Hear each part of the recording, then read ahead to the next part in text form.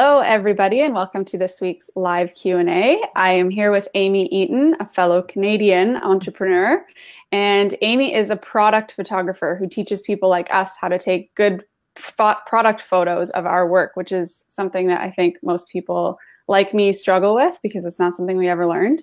So super excited to have you here, Amy. Welcome. Thank you. I'm really excited to be here. So I explained a little bit to you about, kind of what kind of audience will be listening to this. So it's mostly people who have learned calligraphy or lettering or other sort of art forms that they would probably be trying to apply to products and stationery and stuff like that, that they might start to make money off of, which is amazing. So with that in mind, can you just give us a little background of kind of who you are, what you do, the people that you serve, and that kind of stuff? Absolutely. By the way, if anyone sees me looking over here, it's because I'm looking at my other monitor. I'm not just bored and like turning away. I'm just checking it because I have the video up on my other monitor so I can keep an eye on comments and things like that. So my name is Amy. I am a product photographer, although I don't do a whole lot of that myself anymore because I turned to educating makers, handmade sellers, crafters like yourselves, how to take their own product photos so that they can grow their business. And there was a really big need in the community for it, and there still is, because, it's one of those things that is really, really tough to just learn because product photography is super complicated. And if you try to learn it from other sources like YouTube or whatever, it's usually trying to teach people who are already photographers. So there's a lot of like technical jargon and just you don't understand what they're talking about. And everyone expects you to have a really nice camera. And, it's just not realistic for people like yourselves. So I, being a fan of the handmade community and having many friends who are makers themselves, I decided that I was going to create kind of a system almost, or really kind of focus on how I can focus on techniques that are realistic for you folks, rather than having to have all kinds of fancy equipment, how you can take really great photos with simple stuff at home, like white foam boards and just your cell phone, things like that. Just trying to really simplify the process for you so that I could teach what the only things that you need to know rather than, all of the vast things that exist in the world of product photography. So that's how I started out educating handmade sellers. That was about a year and a half ago, a little less than a year and a half ago. And I have enrolled over 500 students in my various courses since then. And it's just been absolutely amazing. I've managed to help a lot of makers really start taking some pretty kick-ass photos. It's been very rewarding. So this is my life now. I don't very often take on my own jobs doing photography anymore because, to be quite honest, I feel quite fulfilled just helping and empowering other people how to do it. So that's me. That's what I do. I know all about that feeling. Yeah. I don't take many client jobs anymore. Yeah, it's nice, isn't it? It's more rewarding, I think, to give other people the tools. Yeah. And we're helping other people make money with what we still love too. So it's great. Yeah. So most of the people that you're teaching are using their photos for what? So mostly like Etsy and Instagram and stuff like that, or where do you see them? Etsy. Some of them have their own, Shopify stores or whatever. Some people sell on Handmade at Amazon. And then of course, social media. So lots of Instagram, Facebook, stuff like that. So we're going to talk about flat lay photos specifically, but I know that people that have just joined this kind of world might not know at all what a flat lay even means. Some people might think it sounds like something dirty. So can you just explain a little bit what that is before we talk about how to do it? Yeah, of course.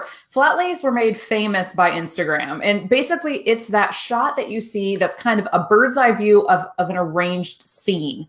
It could be, a pretty desktop with some props lying around, just arranged really perfectly. Or it could be some food people, like there's often ones of people with coffee mugs in their hands and a magazine. The point is that it's very bird's eye view. So you're not taking it from a side angle or anything like that. It's straight down, very specific, planned out arrangement. And that's the flat lay. If you go to Instagram and type in hashtag flat lay, there will be millions of them as examples. I have heard before too that flat lays, whether or not we recognize this, is like subconsciously sort of feels like you're sitting there looking at it right in front of you. So it's like a really good way to show off your products and make it feel like it's already in your customer's hands, kind of thing. Absolutely. It's a bit of a psychological trick. Yeah. And it's the same idea with lifestyle photos, because I always encourage my students to do those as well, as kind of showing your product being used in action, because it helps people see it in their own lives being used. So same idea, especially with something like stationery, because typically speaking, when you're looking at stationery, you're looking down at it, whether it's invitations or cards or whatever, a print or different things. There's definitely a lot of flat lays in the stationery world for sure. So for anybody who still might be a little bit unclear on what a flat lay is, I'm just putting Amy's Instagram handle up here, and you can definitely find some on her Instagram.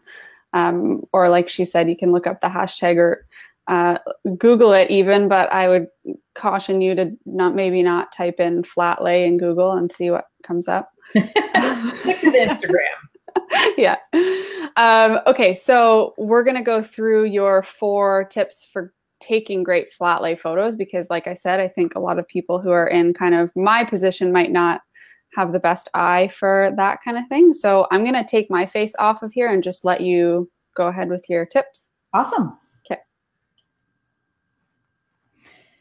Great. All right. So first things first, before I dive into the 4 steps, I just want to preface this by saying that with all photography, having good lighting is really important, and editing your photos is really important. I'm not going to get into that today. Those are big topics, and I think you've had someone on before who's kind of touched on those things. So I don't want to go into too many details, but I just wanted to remind you that those are super, super important, and not to let those slide, because those are really important pieces to the success of your flat lay. But we're going to talk about the 4 specific steps about flat lays specifically, as opposed to just necessarily photography in general. First thing I want to talk about is, number 1, know your brand. Okay, so knowing your brand can be a scary topic for a lot of people, especially makers and artists and stuff, because it's not necessarily something you think a lot about.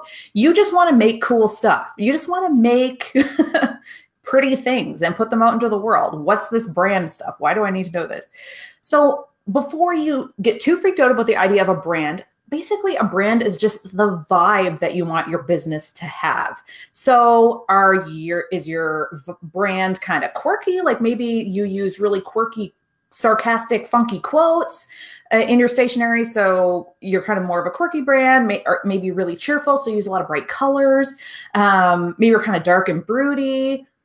Maybe you're super minimalistic. You just keep things really simple. Could be really feminine with a lot of, pastels and florals.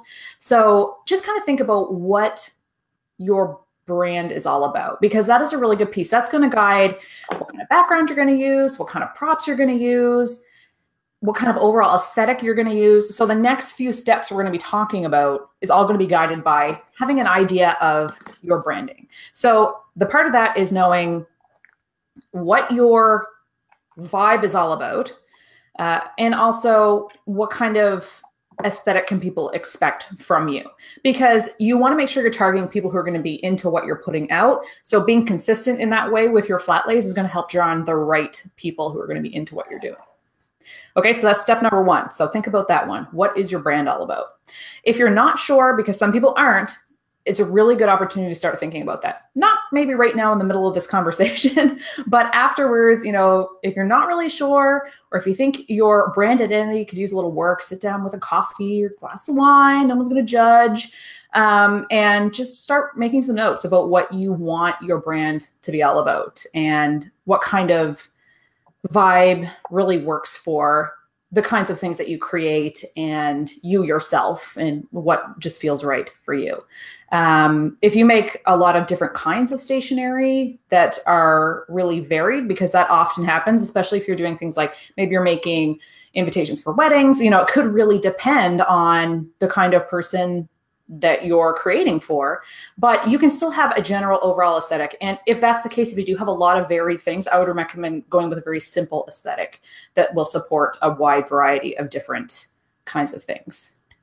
So I just want to ask a question while we're on this topic because it's sort of relevant. I've had this question myself when I was first starting, and I think a lot of people probably do also. And you just mentioned a little bit, if you're unsure, to stick with something simple at the beginning. I was going to ask what your advice would be for somebody who doesn't really know what their brand is yet or who they're really targeting. Like, would you recommend that they kind of experiment with different styles? And especially, you know, on, say we're somewhere like Instagram. Would you recommend that they experiment with different styles of pictures and see which ones stick the best? Or would you say to just keep it simple and kind of like gradually add things in and see where your brand naturally goes? Well, the thing is about Instagram is you really want to create a consistent aesthetic across your whole feed. So you wouldn't want it to be too all over the place. I would recommend keeping it simple to start.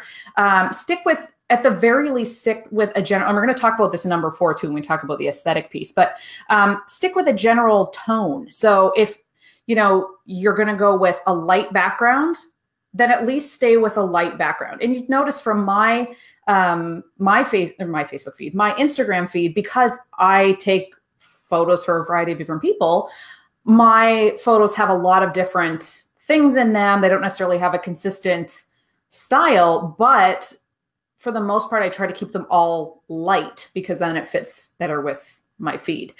So I would at the very least try to pick like either light or dark or colorful. Pick one of those and stick with it. Don't go too crazy. Do keep it simple. And remember that you can play around yourself as much as you want to see what fits. You don't have to put those photos out there. So if you're not really sure, you could just spend a weekend experimenting with different props and different backgrounds and just see what you really like. And if you feel like you've really got a handle on something, like you really like this kind of specific look and you want to do more of that, then you can start taking more of those photos and sharing those on your feed. But don't get too crazy with it on Instagram, because if it looks too, because once you do develop a consistent aesthetic, you're going to look at the other photos and be like, oh gosh, what am I going to do with those? I got to delete them. And just don't fall down that hole. Try to keep it really simple at first. Stick with a general tone and just play around on your own to figure out what's right. Cool. All right. I'm going to take my face off here again. Okay. So let's move on to number 2, which is really, really important, choosing props and backgrounds. So this is really what makes your flat lay special, I guess, because otherwise it's just a photo of your stationery on whatever, a white background. So let's talk about what makes them special. First thing you want to do is pick your props that are a good fit for that brand that we just talked about. So that vibe, if it's quirky or if it's kind of dark and moody, or maybe it's you're really rustic vintage or, you know, really feminine. So those can all call for different kinds of props. For example, if your vibe is very feminine, if your brand is very feminine stationery, things like flowers, pretty desk accessories, pink pattern washi tape, you know, different things like that. So things that are very kind of girly, like that that would be embraced by the people you're hoping to reach. If you are really focusing on more of the adventure, kind of a traveler, somebody who loves that, then you might use something like a compass, maybe like a vintage camera or a map or a passport, or, you know, different things like that. So these are things that you can incorporate that are going to really fit with your specific brand vibe and who you're trying to attract. Yeah. And if you're not really sure who you're trying to attack, honestly, that's a whole, I'm in the middle of an ideal customer masterclass that I'm putting on right now. So it's really fresh in my mind. It is a really big conversation to have about who you're trying to attract. If you're not sure yet, just focus on what makes sense for the words that you use in your stationery or your designs or whatever it is, and what makes sense for you and what you like, because that's probably the direction you're going to be headed in anyway, in terms of attracting a customer. So keep those things in mind as well. All right, so let's talk about your background. Backgrounds should be simple. They shouldn't be too busy. You don't want your background to take away from your work and from, I guess, you don't want your props or your brand to take away from the piece that you're trying to highlight. That's really, really important. Your props and background should always be supporting characters. Your stationery is going to be the star of the show, and that's the way it needs to be. So you don't want a background that's a really bright, loud pattern or anything like that, because you need to really accentuate and highlight your pieces. You don't want it to drown in a really crazy background. Again, it's a good fit for your aesthetic. So it depends on kind of your vibe, what you're going to use. Some of my favorite backgrounds are marble. Marble's my favorite right now. I also like dark wood, whitewashed wood, slate. Those are some of my favorites right now. But as you can see, those are all neutrals. They have a little bit of texture to them, a little something, but they're not overwhelming, and they're not going to really freak out people or make them just be distracted and not actually be paying attention to what you're trying to show. In terms of finding background, I have a blog post that would be good, but it's 5 free or cheap background ideas that will be on my website. But basically, there's a lot of different ways you can use it. I have, here, I'll show you. I buy 2 foot by 2 foot vinyl backgrounds that look like this. I hang them on pant hangers when I put them in my closet. But anyway, that's the marble one. Very easy to use, easy to clean. It's durable. I can just hang it up. So I do like those. But if you're not ready to buy anything like that right now, you can play around by taking a white foam board and using like contact paper in it, you know, that you put in shelf liners. Just make sure you don't get glossy, because that will make some really nasty glares in your photos and it'll drive you nuts. So just make sure you get like the matte kind and you can just stick those over top of white foam board and use that for now. If your pieces are really small, you could probably get away with scrapbook paper. Some people do that. So there's some options there for what you can use. You can also make your own, you know, if you're really a go-getter, you could go to Home Depot or whatever and just get a box of flooring, you know, because that'll cover a certain square footage, not very much, but enough for a flat lay. So there are some options for backgrounds for sure. But the principle of it is to make sure that you keep it simple, keep it neutral. So try not to go with any crazy colors, you know, like grays, whites, blacks, dark browns, that kind of thing. And try to make sure you're not getting anything with a strong color cast. Some woods have really strong like yellow and red tones if they have a specific stain on them. And those can be really tough to photograph well. So just make sure you are choosing backgrounds that are quite neutral. Okay. Amy, I have a question on that. Actually, 2 things. The first thing I want to mention was about the props. We didn't say this at the beginning, but Amy has a really awesome freebie for us. Yes. So I'm going to put the link to my website where the blog post for this video is going to live. But for right now, there's a link right on there to Amy's freebie, and it's 90 prop ideas.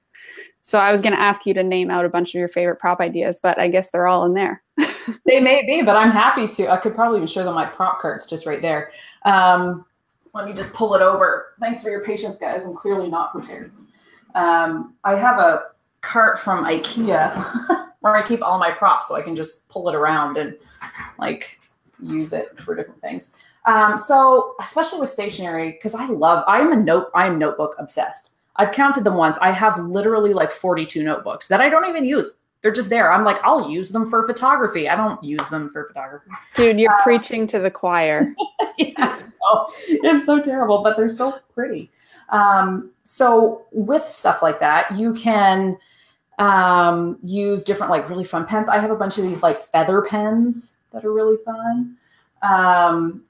Chapters, like if you're in Canada, Chapters is the place to be for looking for props, especially for stationery stuff. There's so much fun things. I have a really cute, if I can find it. It's on. I think in the States, the American version of Chapters would be Barnes and Noble. I think so. Yeah. This is one of my faves. It's on some of my photos on my Instagram. It's just a little like rose gold clock. And then I have a lot of like, fun paper clips. That's a really good one for stationery too. I have some like little ice cream cone paper clips that are really cute and fun. And then you can just have stuff to weave through it, like ribbon. Like this is just mint colored ribbon.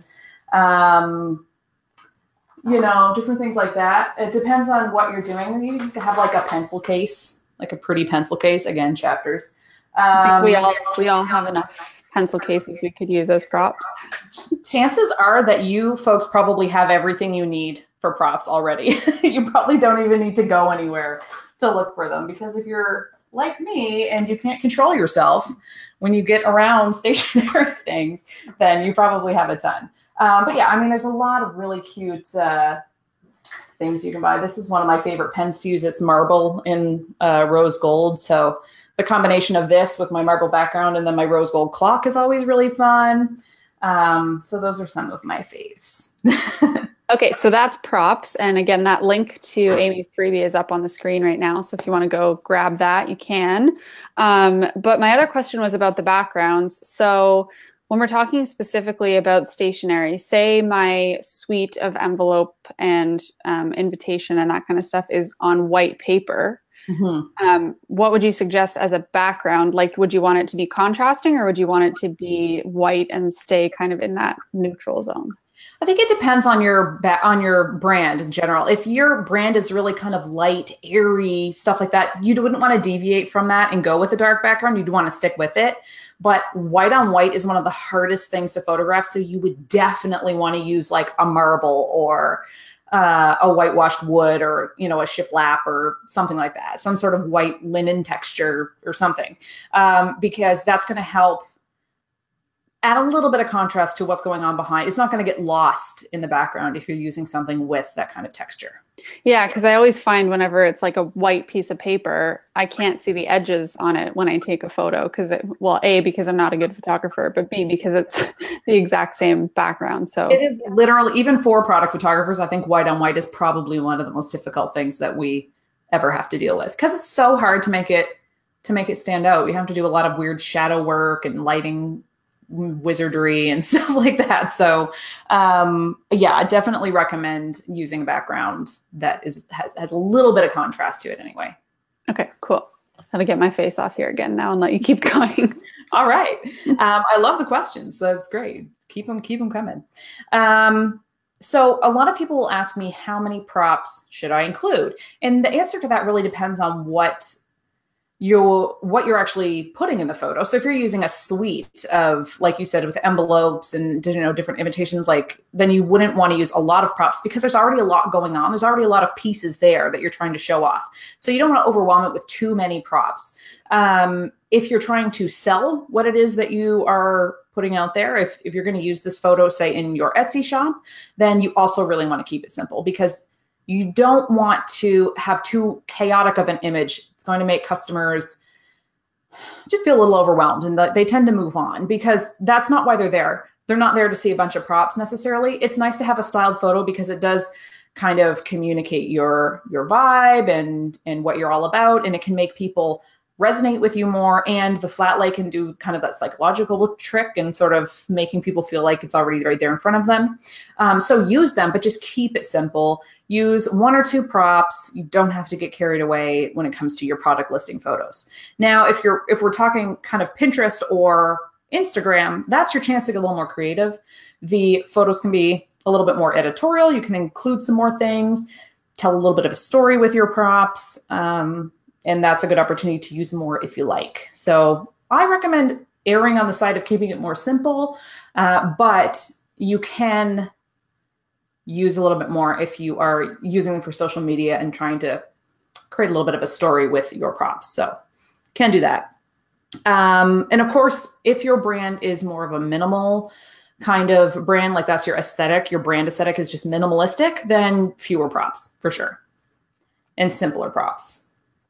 All right, that should be it. Now, one more caution about props. Generally speaking, you want to try to use ones that aren't super tall because like if you have a vase with a flower in it, it's going to be too tall because of the way depth of field works in photos. Without getting too technical on you all right now, it's kind of the area of focus that you have to work with. So if you're going to have your stationery in focus all the way down on the desk, but then you have this high flower, that's not going to be able to be in focus. So kind of try to keep things lower. If you do want to include a flower, use kind of more of a short vase with some little like peony flowers or something like that. So it's a little closer to the desktop. Don't get anything too tall. It's not going to look right. So you want everything to be relatively close to the background. Okay, moving on to 3, which is prop arrangement. So you have your props, you have your background. Now, how the heck do you put all these together? All right. So first thing, your work should be up front and center. Remembering again, your work is the star of the show, your stationery, whatever it is that you have made, that needs to be the thing that captures people's attention. So it needs to be front, center, and probably, generally speaking, the biggest thing in the photo. It should really jump out at you. And everything else should just be supporting that. So there's a few different ways we can arrange props to really support your main piece. First things is linear. That's kind of the first way to do it. It's very linear. Everything is either parallel or perpendicular to your product. Very neat, right angles only. If it's not a right angle, it's a wrong angle. And arrange your props neatly around your product. So it's very specifically the way that it's arranged, if that makes sense. So I'll just try to demo here. So if this is my notebook, this is one of my students' notebooks, actually, she sent it to me. And then I wanted to put like a pencil next to it, and this would be arranging it linear. You know, very, very parallel. Not doing a very good job of this. Next to it. Now, if I was kind of going more casual, I could have it like sideways or across the thing or whatever, but linear would be arranging it very, very neatly. So that's how that goes. If you had smaller pieces, you could put them sideways so that they're perpendicular, but the idea is just making it very, very clean, very straight, and that's how it goes. It's a great way to go if your brand is minimalistic and simple. It's kind of a very contemporary look, very clean. It's not right for everyone. It might not be right for every one of your pieces either, but it might be for some. And you can always mix these up. You don't have to pick one arrangement or the other. You can definitely mix these up in your feed. The most important thing is, in terms of consistency, is that you're using the same aesthetic, but you can definitely mix up the way you arrange. So linear is a good one. And the next one is logically placing things. So here's an example. It's kind of like setting a realistic scene. If you could do a flat lay of contents spilling out of a purse. So if you make like a cute little purse notebook, you could have a purse with, you know, something spilling out of it, cell phone, sunglasses, lipstick, and then your notebook with a pen or something like that. You arrange it to look as if someone has just set it down and the things are just kind of falling out. A little bit more storytelling. It's a little bit, you know, tells a story of a busy woman on the go and she needs a notebook because she's, you know, whatever. So that's a little bit more editorial too. It tells a little bit more of a story. Another way to think of it too is that if you are taking a photo of a completed work, let's say you worked on a piece and it's done and you want to take a photo of it, you could use logically placed to show a flat lay of it on your desk, maybe slightly on an angle, the way it would be if you were kind of writing with your calligraphy tools nearby as if you just set them down, and that kind of styling. So makes sense, tells a story, logical, and that's kind of the placement you're going for. While we're on that one, I was going to ask you a question about how you feel about having hands in the photo. I like having hands in the photo. I love it when people include that, because any kind of live, like even if it's just a plant, even if it's like a human touch of any kind, it creates a little bit more of a connection, I think, between people. There's some controversy about the feet thing. Some people will show feet in the photo and some people are really freaked out by feet. I can't imagine why you would want to put feet in a stationery photo, but just don't. Just steer away from it just in case. But yeah, I like it when there's a hand in it because it does create a little bit more of a connection with people who are kind of scrolling by. It just makes it a little bit more personal. Cool. I support the hand. All right. So the last way that you can arrange it is random. So this is kind of more spontaneous. It can be a little bit more tricky. It can take a little bit more thought and tweaking, but you can use your props, arrange them just in a random fashion. Again, keeping your pieces the biggest thing in the photo, and then just placing things around it, up in the corner, poking in from the side, you know, different things like that. What you want to focus on is creating kind of triangular shapes a little bit. Don't get too, I mean, not literally a triangle. This is like abstract, you know, triangular, different angles, and have things point towards your product. So if this is my product and I'm going to arrange a props randomly, then I could have this kind of pointed in like this. And then I might have, do I have a thing here? Like something easy? No, I don't. Of course I don't. But then if I had like a paper clip, I might have it pointed like this, you know, triangular. And then this is leading towards the product. Does that make sense? It's kind of hard to explain in that fashion.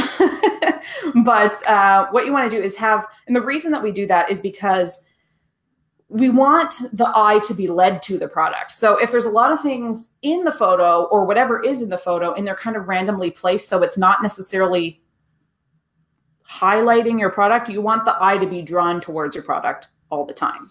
So keep that in mind for sure. Play around with it. That one takes a little bit more finesse, a little bit more practice. Some people are really good at it right off the gate. If you're not, don't worry, it's okay. You just need to play around more. And the great news about digital photography is that you don't waste anything by taking 100 photos. It's fun. It's like, get creative. Feel like, just go for it. So Amy, I have another question about arranging the props. Yes.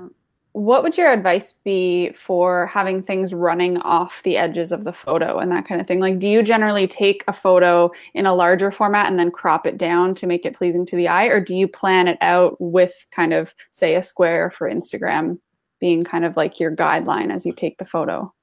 If I'm taking something specifically for Instagram, I take it with a square in mind, but because I use a DSLR camera, my professional camera, they don't have the option to actually turn it into a square like your cell phone would. Your cell phone would have the option to make it a square. So it's really easy right out. You can see what it's going to look like on your phone. But if you have a DSLR camera, you have to use your imagination a little bit. You have to know, and that again comes with experience and practice, but you just know that the sides are going to get cut off. So you focus on working outward. You focus on the product and then working outward. So making sure that the props are close to your product. And then, you know, you take the photo and you look at it and you zoom in and you think, oh yeah, I can do something with that. And then that's how that goes. I do like it when things poke in from outside the photo though, because, and that would be more probably your random arrangement. With linear, it wouldn't make as much sense, but for, you could do it for your kind of logically placed storytelling type photo and randomly placing them. The reason I like it is because you're including props, but it's super, super clear what you're selling, because your stationery is going to be fully in the frame. It's not going to be cut off, but the props will be. So, I mean, obviously when someone's glancing at it, they're immediately going to know, oh, the thing that's for sale is the thing that's fully in the photo and everything else is just, you know, not like some people don't consciously go through that thought process, but it's a subconscious realization that the stationery thing is the thing they're supposed to be focused on. So I'm in support of things being cut off and kind of just poking in from the edges.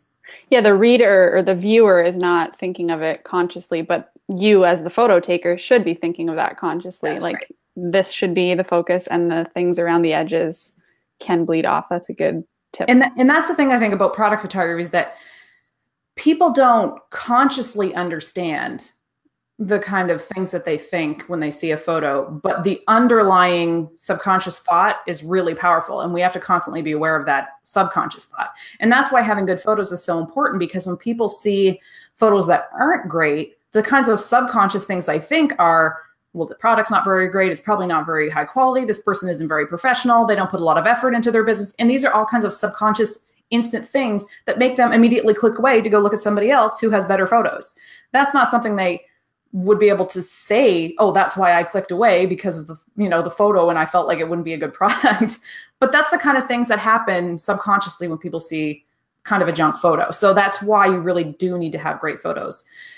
I don't think anyone's going to make a purchase and think, I made a purchase because you had an excellent photo. That's not really a process that people think, but the subconscious thought when they see a great photo is, wow, must be a great product. It looks so professional and well done. And then if it's styled properly, they want that kind of vibe in their life, so they buy it. There's a lot of underlying thought that customers experience when they see photos that we need to be aware of. Yeah, and it's not just people, like you said, it's not just people seeing your photo and going, oh, I need to buy that. It's less that. It's more people seeing your photo and going, oh, that's not for me, because you styled it, you know, say you had a really pretty agenda you were trying to sell to women and you put all these like manly, like a hammer and nails and stuff in the photo. It just doesn't make sense. So like those conscious decisions are totally subconscious for the person looking at it. Exactly. Yeah, cool. All right. Carry on. Awesome. We're getting close to the end already. This has been great. So the big thing, about your props, when you are randomly placing them, is you want to have them point towards your product and try to have them on a little bit of a kind of triangular 45-degree angle or whatever kind of angle you want, but with other things. So for whatever reason, those are just the most aesthetically pleasing shapes to arrange things in and have them point towards your product. And here's a little bit of a bonus tip when it comes to props and backgrounds and all that stuff, it's always really, really fun to mix up textures from time to time. This would probably be more so, not necessarily for your listing photo, but if you are using your social media, like your Instagram, to really draw people in, mix up textures, things like hards and softs. So use fabrics with marble, for example, or include some plant life. So just draw on a lot of different things. You can use like a cozy blanket and a mug of coffee, and then a marble like tray, and then have your stationery on the tray. So that's kind of mixing up a lot of different textures, and it just really, really enriches the storytelling of a photo, which can be really powerful for social media. Not so much for your product listing, but for social media, that's always a really fun way to go. I'm all about mixing up textures. It's really fun. It makes things a lot more fun, you guys. Okay, let's move on to the fourth and the final. And that's having that consistent aesthetic that we touched on in the beginning. You want to stick with an aesthetic that is in keeping with your brand. It has to be a fit for your branding. And again, like I mentioned in the beginning, if you're just tuning in and you missed it, if you're not really sure what your brand is, then just think about what kind of vibe you're going to put out there with your work. What kind of vibe fits for the kind of work that you do, the kind of calligraphy, like the sayings that you write and the words, or, you know, the style and different things like that. So what actually would be a good fit for you? If you're not really sure of your specific brand values and things like that, what would be a good fit for you? So the other thing in terms of the consistent aesthetic, pick a color palette and stick with it. This is specifically referring to Instagram. It can be good for your product listings as well, but I really love picking a color palette more or less and sticking with it, because that is what makes the really beautiful feeds.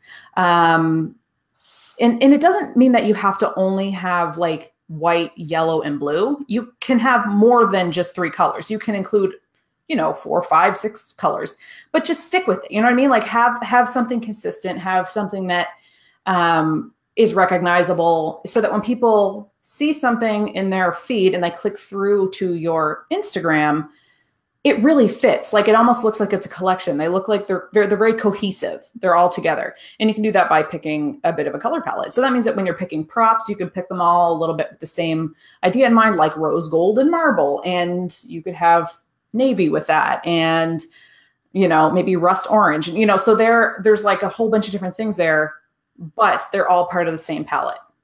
And if you're ever stuck for palettes, go to designseeds.com. Holy moly, talk about getting lost down a rabbit hole of color palettes. But it's really beautiful.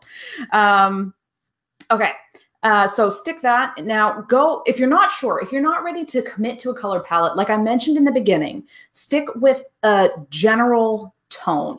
So either go kind of a light, so you're using more whitish background, so marbles, whitewashed wood, and your props tend to be lighter and softer, or pick something darker like a dark wood or a slate and stick with kind of more props that are in keeping with that vibe. Or if you just want to be colorful, be colorful.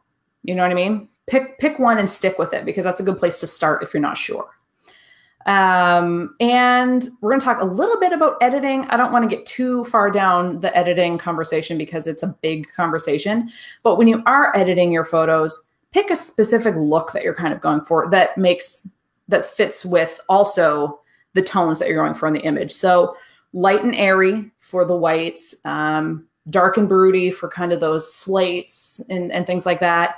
And then vibrant for the colors, and stick with that look when you edit each one of your photos. So depending on what program you use for editing, but I know like for Snapseed, for example, you can apply your previous edits to a photo. So if you open up a new photo, you can apply the edits that you just used. And there's an app called A Color Story, which is also pretty good. And you can do the same thing. You can kind of save your own filters. You can make adjustments and then save your own filters.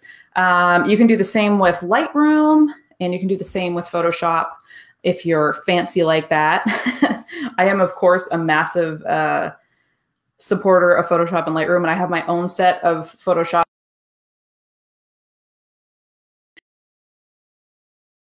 The filter situation. So a lot of the filters that are on Instagram right now, or that you'll find on Snapseed or A Color Story or whatever, they're very strong. And with something that you plan on selling people, you don't want a strong filter because it's going to adjust colors, it's going to adjust tones, and it's going to mislead and misrepresent your product. So people could order it and get it and find it to be different than they actually thought it was because of that filter.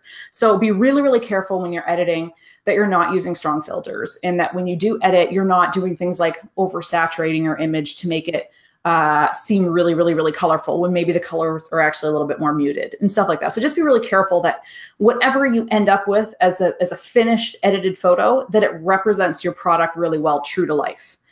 Because the last thing you want is people leaving bad reviews saying that, you know, your product isn't what they thought it was.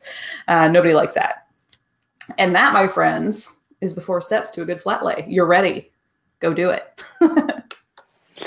That's awesome. So I have just put a note up on the screen for anybody to ask questions. But we did get a couple as you were talking. So I'll just read them out to you and we can kind of do a speed round. Cool. So someone asked when we were talking about cropping photos and taking photos with things off the edges, they asked, do you plan for that? Like, do you plan for taking the photo and being able to crop it in different sizes for different options of wherever you're going to post it? I do, yeah. I always take a photo with the plan to crop it in a certain way. Occasionally, I may take a photo that I really want to use that doesn't quite work as a square, and then I'll make it slightly less than a square and use it anyway. But typically speaking, when I'm photographing a product, depending on what it's used for, if it's specifically for Etsy, then I always attempt to go for the 5:4 ratio, because that is a really good ratio for Etsy. And then if it's for Instagram, I plan it out so that it's okay to be square, especially because there's such a big difference between a square image and the more like landscape style horizontal images. You do have to really plan for that square image for sure. So knowing what platform you're going to put them on is useful. Like, and same thing, I would imagine if you know that you're going to put it on Etsy, but you're also going to use it for Pinterest and you're going to put it on Instagram and kind of have all 3 areas. You might take 3 different photos, just make sure you do it at the same time so they're the same layout and just different sizes. Yeah, and when you're arranging those props, you can, let's say you know that for your square photo, they're going to be cut off. They're going to be poking in from the edges. But make sure they also look good so that if you're panned out a little bit more for your 5:4 ratio or whatever, that they are fully in the photo, but they still look good. So then you can kind of use that same photo for both. Just a matter of prep. Yeah, and planning. Totally makes sense. All right. And I know that we said we weren't going to touch on kind of the editing and equipment and stuff like that, but inevitably we need to. So someone asked, what sort of setup do you use to take your photos? So I'm going to add on to that and say, let's just talk about what tools you use, what camera, what tripod, that kind of stuff. Oh yeah, gosh. So I use a Nikon D800 camera. It's wonderful and amazing. Now, not everyone can afford a Nikon D800. It's one of the higher tier Nikon cameras, and that's totally fine. I do recommend everyone to have the goal of eventually getting a DSLR camera because they are capable of so much more than your smartphone. But that being said, you can still take great photos with your smartphone if you're just not ready for that kind of move yet. And it can be a great place to start and learn about things like composition and basic lighting and things like that. So there's still lots to learn with just your smartphone. Don't feel like you have to go out there and buy a DSLR camera. But that's what I use. For flat lays, I use a stool that I stand on. Probably one of the most important things that I have is a step stool.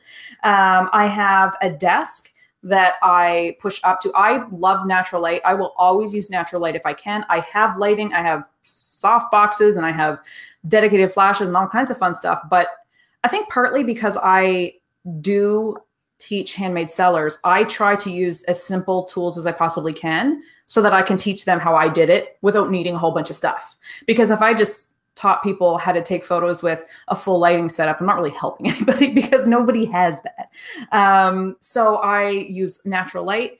I actually use white foam boards as a reflector. I have a photography reflector and I don't use it because it's round. How does that help anyone? It's round. I can't hold it. It just, whatever.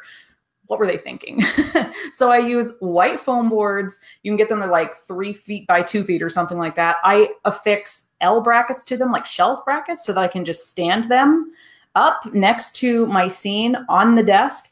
I put my background down. Sometimes I don't use it if I have the white desktop and the desk has a little bit of a slight gloss to it, which I kind of like.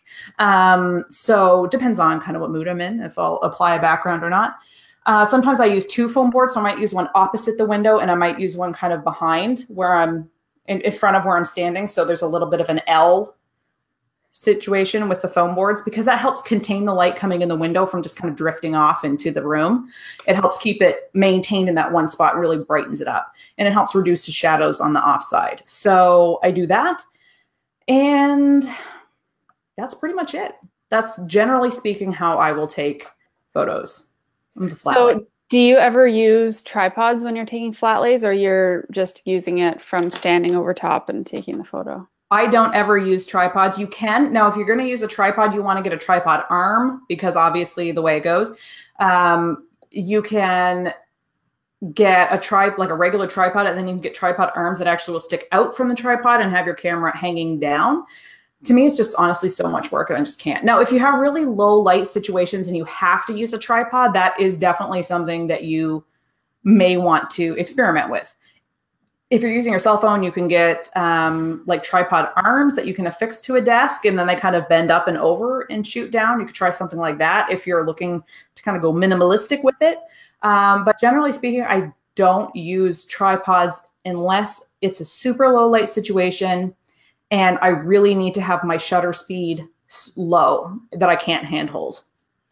So I use a tripod every once in a while when I'm alone and I want to do photos with my hands in them. Ooh, that's a good one.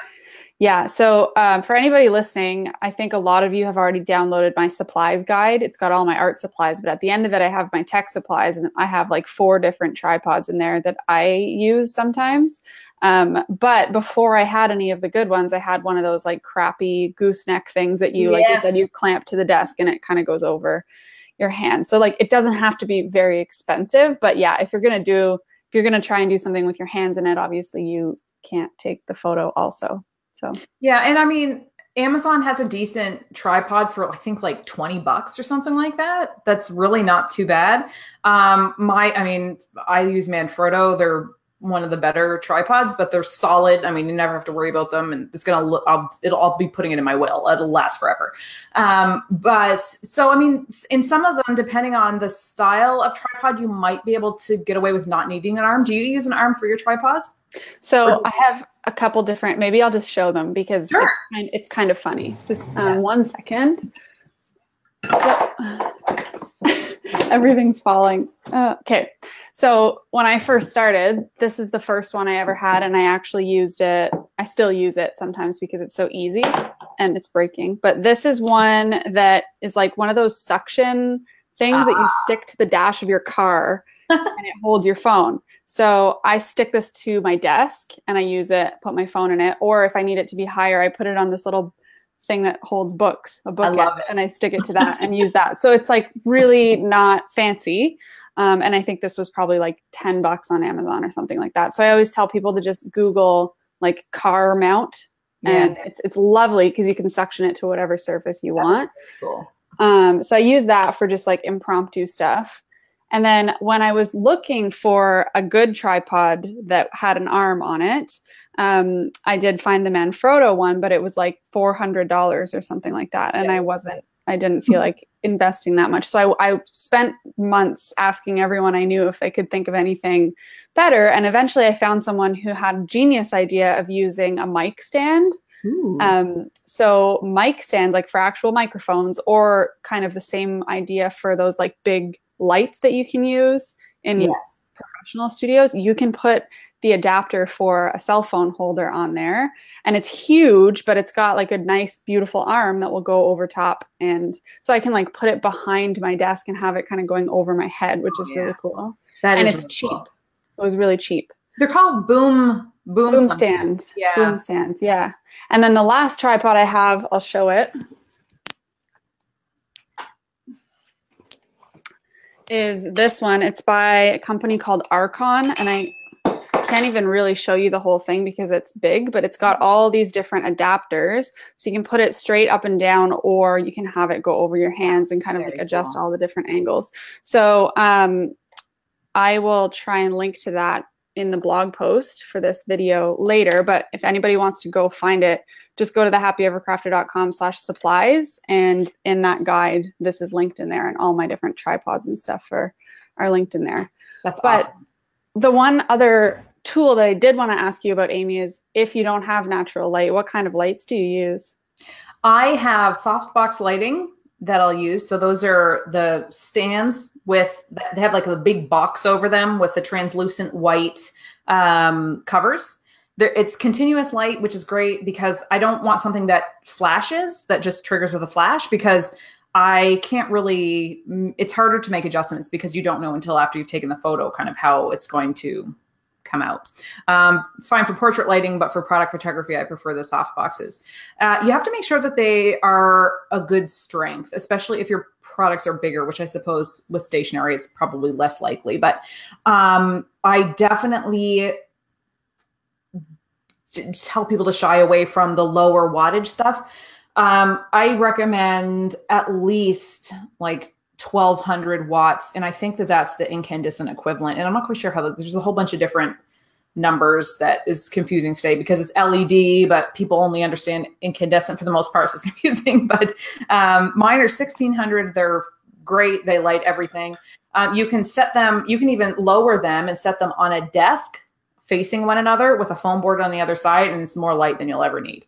And the particular ones I have 4 light bulbs in each, and I can control the lighting by having only 2 lit up at a time. So if I want a little less light, I can make it only 2 bulbs. If I want more, I can make it 4. So that is a really good one. And the other one too, not to rule out, is just if you have a DSLR camera, you can get dedicated flashes for the top of them. You've probably seen these before. They go on top of, never do this though. This is direct light, and direct light is hideous, and don't do it. But the idea is that it bounces off the ceiling and it lights up the whole room. So these are really great tools as well. And you can get them. There's one that a couple of my students have gotten on Amazon, and I think it's less than $50. It's a newer one. It's called NEEWER brand. This one is a Cameron, which is the kind of in-house brand at Henry's here in Canada. And it's been fantastic. I used to buy the brand name Nikon ones that were like $600, and I don't know why, because that one is great. It cost me $100. I got a warranty with it. It's heavy. It's good quality. It doesn't feel cheap. It's awesome. It does everything the other ones do. So why pay more, right? For sure. I have some pretty cheap ones. And when I was starting out, I had like a $20 one from Michael's that I would just like hold in different positions and experiment with. But one thing I did have, actually it was a videographer who mentioned it to me recently, was to just make sure that if you're using multiple lights, that it's the same bulb in all of them, because having different colors of lighting and different types of light bulb is just a disaster. Yeah, definitely. So if you can buy lighting that comes with light bulbs, that's always a really great way to go, because then, I mean, I've had mine now for a while. I don't use them a whole lot because I'm not really, doing it full time anymore, but none of them have ever burnt out. I've never, they last so long, and then you don't have to worry about getting funky colors. If you are going out to buy bulbs, they absolutely have to be daylight in color, which is somewhere around 5,200 Kelvin. You can find that information, even if you go to just, like Walmart to pick up light bulbs for your house, it usually says the Kelvin number on it. And that means the warmness. You know what I mean? Like when lights are really cool, it kind of gives off a blue shade. And if they're warm, it gives off a kind of a warm orangey yellow shade. So it needs to be neutral, neutral, neutral.